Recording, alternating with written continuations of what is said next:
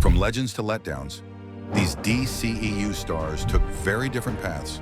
The DCEU gave us unforgettable icons and unforgettable failures. From Superman's glory to headline-making scandals, here's who fans adored and who they couldn't stand. When Ezra Miller was first cast as the Flash, fans were pumped. His take on Barry Allen, quirky, awkward, and full of nervous energy, brought something new, especially in Zack Snyder's Justice League. But that spark, it fizzled fast. In 2020, things took a dark turn. A shocking video of Miller choking a woman in Iceland went viral. Soon after, arrests followed: assault, disorderly conduct, and even burglary in Hawaii. Then came grooming allegations from multiple families, painting a deeply disturbing picture. Warner Brothers had a major problem. The Flash cost over $200 million. But how do you market a blockbuster when the lead actor is drowning in scandal? They didn't. No press tour, no interviews. Miller vanished from the spotlight. The result? A total box office disaster. It made just $271 million, way below expectations. Fans boycotted it, unwilling to support a star with so much baggage. Despite the slick visuals and multiverse hype, nothing could save the film. Ezra Miller's fall from fan favorite to one of the DCEU's most controversial figures wasn't about what happened on screen, but everything off it. Man, if anyone ever looked like they were born to be Superman, it's Henry Cavill. Dude's got that jawline you could probably open a can with, plus those eyes that kind of say, yeah, I could bench press a planet. He didn't just wear the suit, he owned it. Man of Steel rolled in, and suddenly, Clark Kent wasn't just some dorky disguise. He was an actual dude with issues, trying to figure himself out. Then Batman v Superman happened, and let's not even get started on the whole Martha thing. People still argue about that online like it's the moon landing. By the time Zack Snyder's Justice League dropped, we finally got to see Cavill's Superman done right. Fans, ecstatic. Warner Brothers, question mark. Honestly, they dropped the ball big time. Cavill got ghosted. No real sequel, just a blinking UL teasing Black Adam. Then James Gunn comes in and boom, new Superman, fresh reboot, Cavill out. Fans lost it. Internet meltdowns everywhere. But Cavill, guy walked out with his head high, no messy Twitter rants, just a classy goodbye. That's Superman energy right there.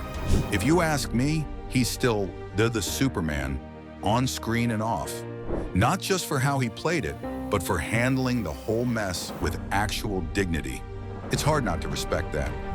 Oh man, Jared Leto went for it with Suicide Squad, but not in the way anyone wanted.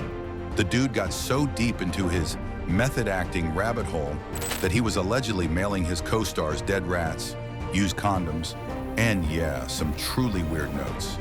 Like, who thinks, you know what'll help me nail this role? Biological hazards. It didn't exactly win him any friends on set. Mostly it just made the whole vibe super awkward. Imagine coming to work and wondering if you're going to get a box of something gross from Jared Leto. Hard pass. And the studio? They hyped him up like he was about to be the next big Joker, slapping his face all over the promos and teasing some wild new version. But then the movie drops, and what, the big bad Joker's on screen for maybe 10 minutes? Fans were just sitting there, blinking like, wait, that's it. And then there's the damage tattoo on his, which honestly made everyone cringe. Plus those lines like hunka hunka. Hunka hunka!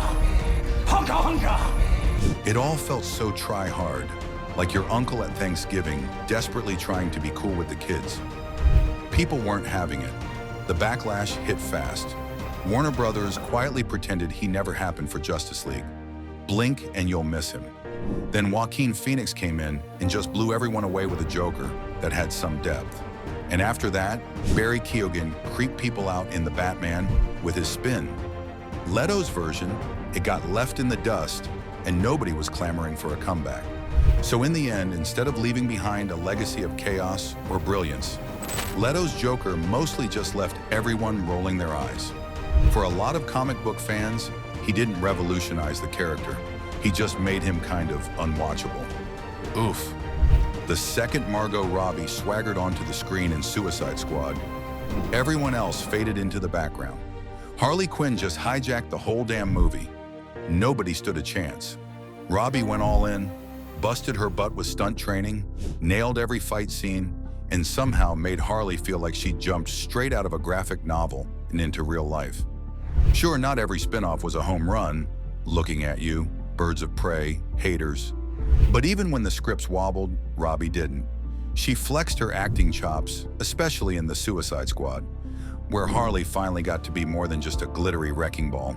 She had legit feelings and everything. And get this, when Lady Gaga got cast as the next Harley, Robbie didn't throw shade or start drama. She was pure class, hyping Gaga up like a pro. Margot didn't just play Harley Quinn, she basically rewrote the blueprint, turning a bonkers sidekick into a full-blown pop culture legend. All attitude, badassery, and style for days. Let's be real, nobody walked out of Aquaman 2 raving about Amber Heard's performance. That wasn't the headline. The whole Johnny Depp fiasco, that's what hijacked the spotlight. People went wild online, over 4 million signatures on some "boot her from the movie" petition. That's not just a blip, that's a full-blown internet mob. Warner Brothers acted like they didn't care, but you could practically hear the rumors about her role getting chopped echoing through every subreddit and Twitter thread. So when Aquaman and the Lost Kingdom finally dropped in 2023, the drama didn't stay at the courthouse. It followed Heard right to the big screen. And oof, people were not kind. Critics roasted her acting, calling it robotic. The spark with Jason Momoa from the first movie snuffed out. Fans noticed. The box office noticed too, because the sequel tanked hard compared to the first.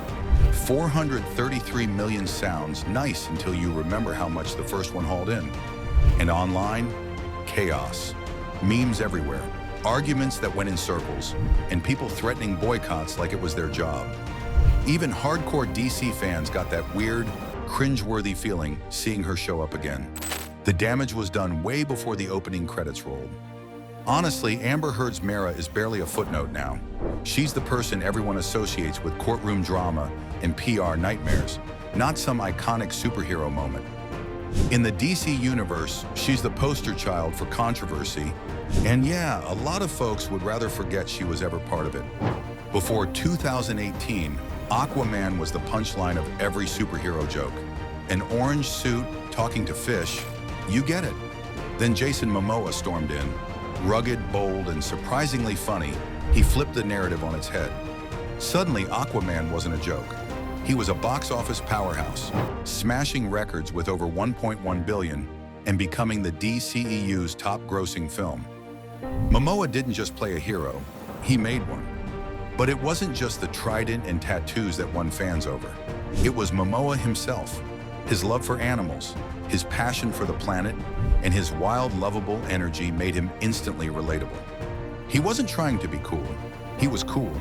That raw authenticity made audiences cheer for both the King of Atlantis and the man behind him. Even as the DCEU shifted into reboot mode, one thing stayed the same. Fans still wanted more Momoa, and they're getting it. He's set to return, not as Aquaman, but as Lobo in James Gunn's revamped DC universe. A new role, perfectly tailored to his vibe. Jason Momoa's impact is undeniable. He took the most ridiculed hero in comics and turned him into a billion-dollar legend. Aquaman's redemption? All Momoa. Man, when Wonder Woman dropped back in 2017, Gal Gadot just straight up exploded onto the scene. She had that whole world on fire energy, you know? People were obsessed. She was Wonder Woman, like, for real. Total powerhouse vibes. And honestly, she made superhero movies feel fresh for the first time in ages. For a hot minute, you couldn't even talk about DC without bringing up her name. All-powerful persona to compensate for my childhood trauma. I too have childhood trauma. That thing is crazy. The lasso of truth. Then, yikes. Wonder Woman, 1984, happened. That movie, kind of a mess. The script flopped. The choices were all over the place. Like, who signed off on that? The buzz faded quickly. And don't even get me started on that weird Imagine sing-along she did with the other celebs during lockdown. That thing landed like a lead balloon. Add in a few political dust-ups, and suddenly her shining rep took some real hits. Now she's just kinda gone. No big farewell, not even a cheesy cameo in the rebooted DC stuff. Wild, right? There was a time she was the poster child for empowerment, but now it's all a bit murky. She's got both these epic highs and awkward lows tangled up in her Wonder Woman legacy. Funny how fast things change. No one had high hopes for Peacemaker, mostly forgotten in D-list. With a chrome toilet for a helmet, his moniker even sounded like a joke. Then John Cena changed the entire perspective. With razor-sharp timing, an imposing physical presence, and unexpected charm, he turned Peacemaker into the breakout star of the Suicide Squad. Audiences simply wanted more. Then came the series Peacemaker, which utterly blew the expectations out of the water.